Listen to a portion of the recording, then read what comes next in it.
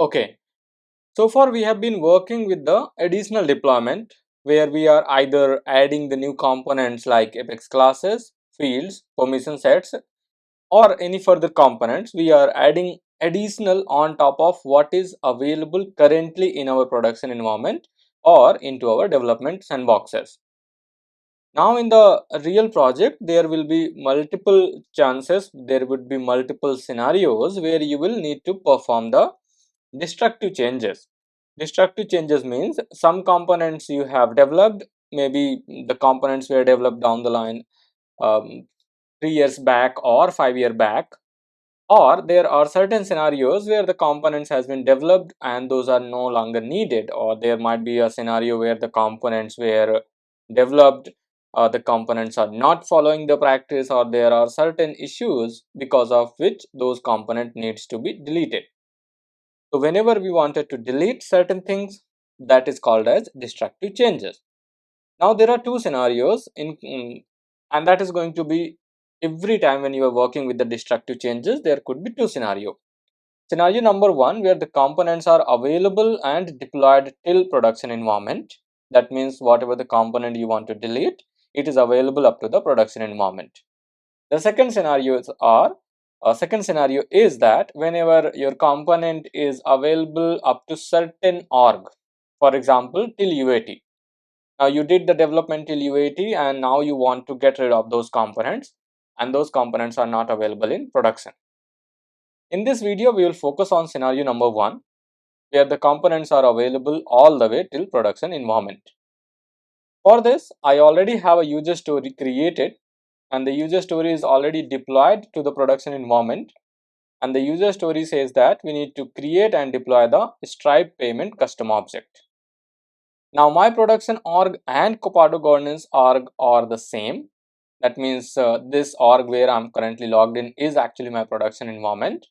And to verify that these components are available into the production environment, I will just navigate to the object manager. And you can also, if you are following the same thing, you can navigate to the object manager and make sure that your component is available up to the production environment. Now if you see here, the object Stripe payment transaction is available into the production environment which we have created. And then we have got fields and relationship. Under fields and relationship, we have a field transaction date and phone. There could be many other fields, but for the demo purpose, for the demonstration purpose, I have created these two fields. Now the requirement is that we wanted to delete this transaction date field from the Stripe payment transaction object, and that is what the requirement the developer has got from the business. Now first thing what the developer will do is they will get back to the user stories. They are going to create a new user story because they will have to perform the destructive changes. So let's go ahead and create a new user story for the same being. Click on new, select user story as a type, and then select the relevant details like what is the project you are working on, who is the developer, what is the credentials where you are going to work, and of course the user story title. Now my user story is ready. The title of the user story is to delete the transaction date field from the Stripe payment transaction object. And I have made sure that I'm selecting the credentials as dev1 because this is the sandbox from where we wanted to start deleting the component. So we will start from dev1 and then we will move forward all the way till the production environment. Now what you need to do is basically log in into your dev1 sandbox because this is the first place where you will need to make the changes. Once you are logged in into the dev1 sandbox, you will have to delete that particular component. And what is that component that we want to delete? That is a custom field on the Stripe payment transaction object. While you are logged in into your sandbox, then you need to navigate to that field, navigate to that object which is Stripe payment transaction, fields and relationship. And the first thing that you will have to do is you will have to delete this field which is transaction date. Or if you're deleting the components like permission set, you are deleting the components like custom object or page layout or flow or any component that you are deleting, you first have to delete that component from your source environment. And most of the cases, source environment will be your development sandbox from where you are starting the development. Once you have deleted those components, get back to the user story which you have created for that destructive changes and click on commit changes button. Commit changes button will usually navigate you to the commit page. As usual, this is where you will be performing your commit. Make sure you click on the get changes to get the latest changes. Now because I have made the changes right now, my changes comes under the last 7 days.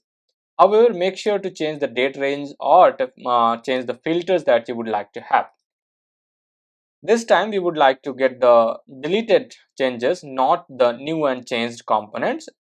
So from the drop down, select deleted metadata and then click on get changes.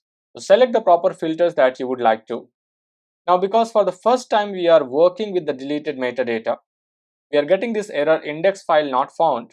So we must need to refresh the index so that we can get the deleted metadata along with the new and changed components as well. For that, click on this refresh changes and we would like to do the full refresh and then click on refresh. It will take some time, maybe a minute or so, depending on how much metadata is available in your sandbox. Based on that, it will take the time and it will refresh the entire metadata. Now the metadata which it is going to refresh is from the selected org, and the selected org is dev1, and that is where we have performed the deletion of our custom field. Once your metadata is refreshed, you will see a refresh successful message. Click on get changes now, and this time once you have selected deleted metadata for the filter and then you click on get changes, you will see all the components which has been deleted into your selected org, which is dev1. Then select the component which you want to deploy, which you want to delete from the higher environment, and click on commit changes and then start commit. What is going to happen is, again, the process is same whatever we have been following so far. It is going to pick the metadata, it is going to perform the commit into your selected software. If you have selected GitHub, it is going to work with GitHub. If you have selected GitLab, it is going to work with GitLab. At the end, the result is going to be to take the component from the Salesforce org, mark it as to be deleted, and then commit into your version control software, the cloud provider which you are using. Now as the commit has been completed, once the commit is completed, while you are under the user story commit record, there is a field called as view in git, and there would be a hyperlink. Click on that hyperlink. It will take you to the software provider or the software, the cloud provider which you're using. In my case, I'm using GitLab. It has taken me to GitLab, and you will see that under this commit, what you have done is there is a red information related to this particular field transaction date, and it clearly says that it has been deleted. Along with this field, what it has done is it has also modified the page layout. Why? Because there is a field, that field is being referenced into the page layout. That is why Copado did automatically made sure that the reference of that field is being removed from the page layout. Now, there are few things that you might need to keep in mind, that if you're deleting the fields and that field is already being referenced into a particular Apex class or Apex trigger, you need to remove the reference from the Apex class and Apex trigger, because Copado is not going to do that. Also, if you see here on the left hand side, there is a minus sign next to the field that says that this particular component has been deleted, and there is a different sign which says that the particular component has been modified for the page layout. Once you are made sure, and once you are sure that okay, my components are correct, everything is fine, whatever I wanted to delete is there into the user story commit, get back to your user story and then follow the same process by navigating to the deliver, clicking the checkbox promote and deploy, and save it. Once you click on promote and deploy, you know that there would be a promotion record which will be created, and the entire process is going to take place for deploying the components to the next environment. And in our case, the next environment is integration environment.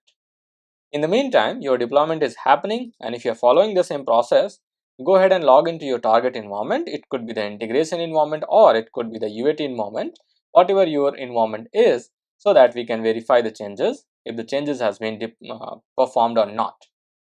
Now the status of promotion is in progress. That means this has not yet completed. Now if you get back to the integration environment, which I am currently logged in, by navigating to the object manager and searching Stripe payment transaction, now if you see here, currently we are under integration sandbox and the field is available which says transaction date. Why? Because the promotion is still in progress, the deployment has not yet been completed. However, after the promotion has been completed and deployment has taken place, then what will happen is, as the end result, the field will be deleted from the integration environment. After your deployment has been successfully completed, log into your integration org again or any target org which you are testing for the testing purpose. Navigate to the source environment and you will see that now we are under the integration environment. We have opened Stripe payment transaction object, but that particular field transaction date has been gone. We can also check for deleted fields to see if that field is available under the deleted field section. And you can see the field is there and we have deleted today. So that's how basically you are going to perform a destructive changes. Now you can perform the same process all the way till the production environment to make sure that your component has been deleted all the way till production environment or up to whatever the environment you would like to delete that component. And that was scenario number 1, the scenario where the particular component was available up to the production environment and we wanted to delete it from the production environment. One more thing that you need to keep in mind in this scenario number 1 is that your component should also be available into the main branch of your software provider or cloud provider that you are using. If you are using Git, the repository that you have, the component which you are deleting should be available into the branch. If the component is not available into the branch, it might create certain problems while you are trying to delete the component.